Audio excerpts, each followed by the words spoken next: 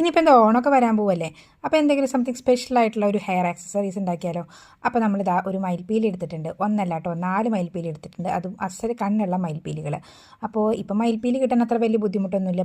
പാടത്തോ അല്ലെങ്കിൽ പറമ്പിലോ ഒക്കെ മയിലിങ്ങനെ നടന്നു പോകുന്ന സ്ഥലം തപ്പി ഇറങ്ങിയാൽ മതി. അവരൊരു സ്ഥലത്ത് മറ്റു സ്ഥലത്തേക്ക് അങ്ങനെ ചാടി കിടക്കുമ്പോൾ മയിൽപ്പീലിയൊക്കെ കൊഴിയാറുണ്ടല്ലേ. അപ്പോൾ അതിൽ കണ്ണുള്ളതൊക്കെ നമ്മളിതാ ഇങ്ങനെ പറക്കി കൂട്ടി എടുത്ത് വെക്കും. കുട്ടികൾക്ക് മാത്രമല്ല വലിയവർക്കും മയിൽപ്പീലി ഒരു വികാരമാണല്ലേ. അത് കാണുമ്പോൾ നമുക്ക് ഉണ്ണിക്കണ്ണനെ ഓർമ്മ വരും. അതല്ലെങ്കിൽ അതിൻ്റെ ഭംഗി കാണാൻ ഒരു പ്രത്യേക രസമാണ്. പിന്നെ മുൻപൊക്കെ ഈ മയിൽപ്പീലി ബുക്കിൻ്റെ ഇടയിൽ വെച്ചിട്ട് അത് പെറ്റി വരിക എന്നൊക്കെ പറയുന്നത് വേറൊരു കഥ. അതൊക്കെ അവിടെ നിൽക്കട്ടെ. കുട്ടികളും ദാ കണ്ണിൻ്റെ അവിടെ വരെ വെച്ചിട്ട് മാത്രം ആ ഷേപ്പിലൊന്ന് കട്ട് ചെയ്ത് കൊടുക്കുന്നുണ്ട്. ഇനി നമ്മളിത് വെച്ചിട്ട് ഒരു ബട്ടർഫ്ലൈ ഉണ്ടാക്കിയെടുക്കാൻ പോവാണ്.